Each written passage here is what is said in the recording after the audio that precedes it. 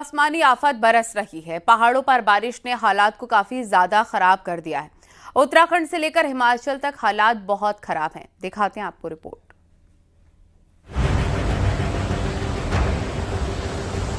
पहाड़ों पर कुदरत की ऐसी मार पड़ी है जिससे हर कोई त्राही त्राही कर रहा है।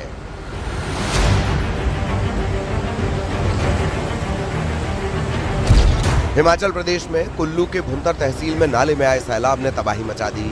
भारी बारिश के बाद नाले में आए मलबे ने कई मकानों को नुकसान पहुंचाया। राहत की बात रही कि इस हादसे में जनहानि नहीं हुई। प्रशासन ने हालात पर काबू पाने की कोशिश शुरू कर दी है। लोगों में दहशत का माहौल है। प्रशासन ने लोगों से सतर्क रहने की अपील की है। कुल्लू के बिजली महादेव की पहाड़ी से लैंडस्लाइड की डराने वाली तस्वीर सामने आई। यहाँ पहाड़ से बड़े बड़े पत्थर नीचे गिरते दिखाई दिए। लैंडस्लाइड की चपेट में कोई आता तो नुकसान हो सकता था।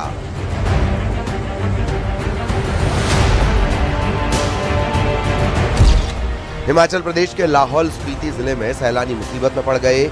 यहाँ नाले में अचानक आए सैलाब के चलते पर्यटक फंस गए। इसके बाद पुलिस ने मौके पर पहुंचकर पर्यटकों को सुरक्षित रास्ता पार कराया।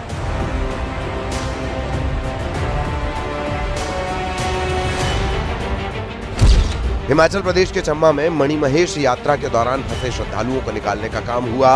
चिनूक हेलीकॉप्टर की मदद से रेस्क्यू ऑपरेशन शुरू किया गया।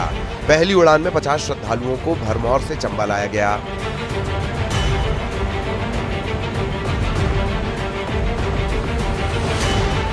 कब चले थे आप? कैसे कैसे बताइए, कैसे कैसे पहुंचे यहाँ पे? अभी तो हटसर से आए हैं हम, भरमौर से, और मतलब फ्री आए हैं पीछे से। रास्ते तो गए उधर से थोड़ा ठीक है, बाकी पीछे तो बड़ा खराब है। भरमौर से आगे ना थोड़ा सा। 24 तारीख से बारिश हुई तो डेट 28 तारीख तक लगातार बारिश हुई, तो उनकी वजह से फिर नदी का पानी बहुत, हमारी माला वाले की दुकान जो नदी नीचे जो धार में लगी थी वो भी बाल बाल बचे। रात को जो मलबा आता तो हम सारे बह जाते। उत्तराखंड के पहाड़ी जिलों में भी हालात नाजुक है। उत्तरकाशी की स्याना चट्टी में यमुना नदी में फैले मलबे को लगातार मशीनों से हटाया जा रहा है ताकि स्याना चट्टी कस्बे और पुल को बचाया जा सके। यमुनोत्री हाईवे जंगल चट्टी नारद चट्टी बनास के पास 2 हफ्तों से बंद है। इसकी वजह से 12 गांव के लोगों को भारी दिक्कतों का सामना करना पड़ रहा है। कई गांव में तो राशन की किल्लत होने लगी है। चक्राता में लैंडस्लाइड से कई सड़कें बंद हैं। पहाड़ी से मलबा आने से 16 सड़क मार्ग बंद हैं जिन्हें खोलने का काम चल रहा है। 30 से ज्यादा जेसीबी मशीनें तैनात की गई हैं, लेकिन बार बार हो रही बारिश से पहाड़ी दरक रही है और मलबा सड़कों पर आ रहा है।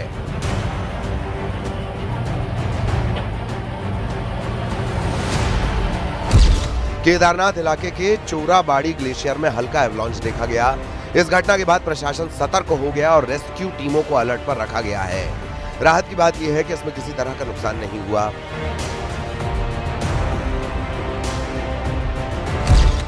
जम्मू कश्मीर नेशनल हाईवे बीते 1 हफ्ते से बंद है। इसका असर सिर्फ ट्रैफिक पर ही नहीं बल्कि आम लोगों की रोजमर्रा के कामों पर भी पड़ रहा है। बारिश और लैंडस्लाइड की वजह से ऊधमपुर जिले के 30 से 35 गांवों का संपर्क पूरी तरह कट चुका है। Bureau report, news 18, UP Uttarakhand.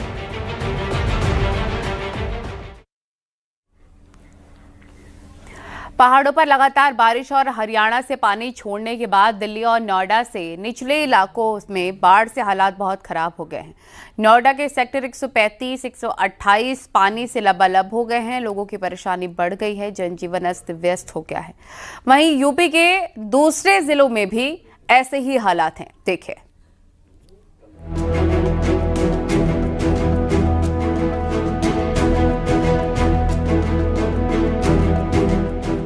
Haryana से लगातार छोड़े जा रहे पानी से दिल्ली के बाद नोएडा में भी बाढ़ के हालात बन गए। नोएडा के सेक्टर 128 का असगरपुर पानी में डूब गया। लोगों को काफी दिक्कतों का सामना करना पड़ रहा है। इस वक्त मेरी मौजूदगी नोएडा के असगरपुर में है, जो कि 128 सेक्टर के पुश्ते के पास पड़ता है। और ये जहां मेरी मौजूदगी है वो एक फार्म हाउस है, और फार्म हाउस अब पूरा नदी में बदल चुका है। और इसका कारण ये है कि यमुना का जो जलस्तर है वो बढ़ता जा रहा है। और मैं अब आपको चल के आगे दिखाती, चलिए भैया, तो मैं आपको दिखाती हूँ कि यहाँ पर किस तरीके से ये पूरा फार्म पानी की नदी में बदल गया है और इधर आप देख रहे होंगे तो आपको एक कमरा दिखाई दे रहा होगा, वो कमरा भी पानी में डूब चुका है और ये पानी जो है वो 6 से 7 फीट गहरा पानी है। अगर हम यहाँ पैदल आते तो शायद मेरे डूबने के पूरे चांसेस थे, लेकिन ट्रैक्टर पर मैं आपको दिखा रही हूँ। आप ये देख रहे हैं कि यहाँ पर ये पूरा जो कमरा था लोगों के रहने के लिए या यहाँ पे जो काम करते हैं उनके रहने के लिए, वो पानी में डूब गया है। यमुना का पानी सेक्टर 131 में भी दाखिल हो चुका है। लोग अपनी जगहों से पलायन करने को मजबूर हैं। यहाँ मछली पकड़ने का काम भी शुरू हो गया।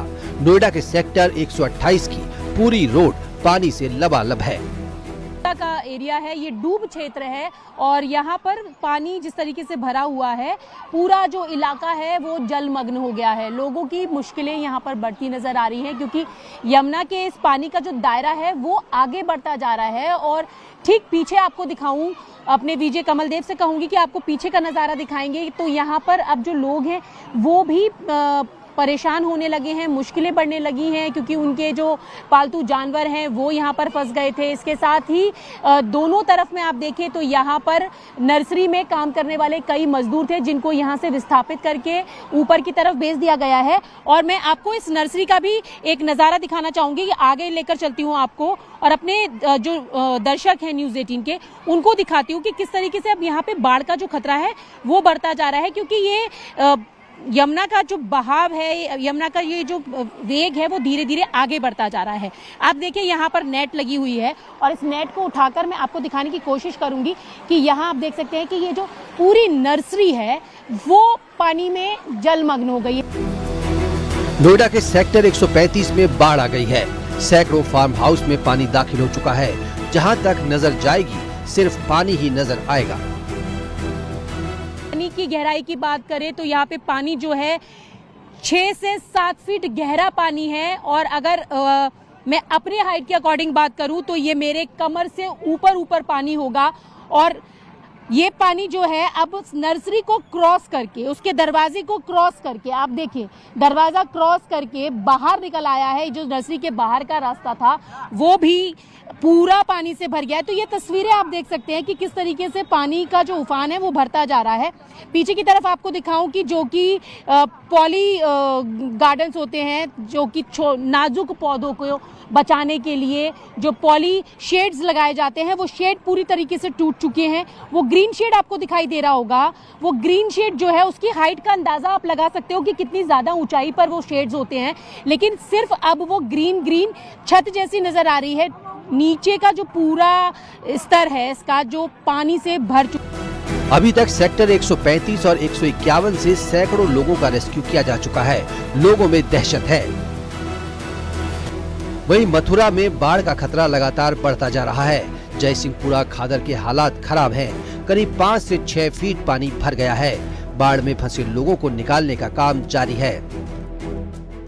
अब तो नाव चल रही है। सुबह फोन आया था, भैया हमें बचाओ। पहले भी हम अलर्ट कर चुके हैं लेकिन नहीं निकल रहे हैं। अब फोन आया कि भैया बचा, में चलो पहुंचते हैं, अब रेस्क्यू करने जा रहे हैं उसको। अब जैसे जैसे निकालेंगे। क्या सूचना आपको मिली थी? कह रहे भैया पानी अब पहले तो घुटनों तक था, अब कमर तक पानी आ चुका है। अब कमर तक पानी आ चुका है, इसलिए कह रहे हमें निकालो। मैं नहीं, चलो निकालने चल रहे हैं, रेस्क्यू करने जा रहे हैं। अगर बात करें तो अब तक के आप लोग कितने लोगों की मदद कर चुके हैं? क्योंकि आप यहाँ से पार्षद हैं, लोगों को आप ही से उम्मीद है। कितने लोगों को अब तक रेस्क्यू कर चुके हैं? अभी तक 200-300 लोगों को यहाँ से निकाल चुके हैं और अलर्ट भी पहले कर चुके हैं। और कल पशुओं को भी यहाँ से निकाला है और कुत्तों को भी निकाल के ले गए, यहाँ से रेस्क्यू किया है। अभी भी 2-4 जो रह गए हैं उनको भी निकालने की आज एडीएम साहब ने कहा था कि भेजेंगे, टीम भेजेंगे। आगरा में यमुना नदी खतरे के निशान को पार कर चुकी है। ताजमहल के पीछे बने गार्डन, एतमादुल्ला स्मारक के कमरे और शमशान घाट तक पानी भर गया है। पहाड़ों पर हो रही लगातार बारिश के बाद आगरा में यमुना का जल स्तर बढ़ता जा रहा है। मालूम ये है कि यमुना किनारे बसे गांव तो पानी से डूब गए हैं, तो साथ ही साथ ताजमहल हो, एतमादुल्ला स्मारक हो, सभी जगह पानी पहुंचता जा रहा है। यानी कि ताजमहल के गार्डन तक पानी पहुंच चुका है। यमुना किनारे बने ताजमहल का जो पार्क है वहां पर पानी पहुंच गया है। तो वहीं एतमादुल्ला जो स्मारक है उसके नीचे कमरे हैं, उन कमरों तक में पानी भर गया है। इस समय जहां हम खड़े हैं ताजमहल के ठीक पीछे का एरिया है जिसको दशहरा घाट कहा जाता है। गोंडा में घाघरा और सरयू नदी का जलस्तर बढ़ने के बाद 2 तहसीलों में बाढ़ के हालात बनते नजर आ रहे हैं। घाघरा नदी खतरे के निशान से लगभग 50 सेंटीमीटर ऊपर बह रही है। पीलीभीत बाढ़ से जूझ रहा है। हर ओर पानी ही पानी नजर आ रहा है। बाढ़ से प्रभावित गांवों में राहत सामग्री बांटी जा रही है। शाहजहांपुर में सभी नदियां खतरे के निशान के करीब हैं। खन्नौत और गर्रा नदी का जलस्तर बढ़ गया है। देखो अभी जो गर्रा का पानी जो अभी दिख रहा है ना, अभी 4 तारीख को कितने 8:30 बज रहे हैं लगभग, और जो पानी अभी दिख रहा है इससे अगले 12 से 15 घंटे में 2 फीट पानी और बढ़ेगा। और अगर 2 फीट तक और बढ़ता है तो भी कोई दिक्कत की बात नहीं है। निचले इलाकों में पानी भर सकता है, लेकिन बाकी कोई शहर पे वैसे कोई दिक्कत नहीं आने वाली है। इटावा में यमुना, चंबल, क्वारी और सिंधु नदियां विकराल हो गई हैं। मंदिरों में भी पानी घुस गया है। इटावा में यमुना नदी की बाढ़ का व्यापक असर नजर आ रहा है। यमुना नदी के किनारे बने हुए छोटे बड़े मंदिर जो है पानी की जद में आ चुके हैं और पानी इस कदर बढ़ता चला जा रहा है कि लोग परेशान हैं। मैं इस समय धूमेश्वर महादेव मंदिर परिसर में हूँ, जहाँ पर पानी की व्यापकता लगातार विकराल होती चली जा रही है। मंदिर जो यहाँ बने हुए हैं वहाँ पर पूजा अर्चना भी बंद कर दी गई है। कानपुर में गंगा का जलस्तर धीरे धीरे कम हो रहा है, लेकिन अभी भी एहतियात के तौर पर घाटों को बंद रखा गया है। बैरिकेडिंग लगाकर यहाँ पर पुलिसकर्मी तैनात किए गए हैं। Bureau report, news 18, UP, Uttarakhand.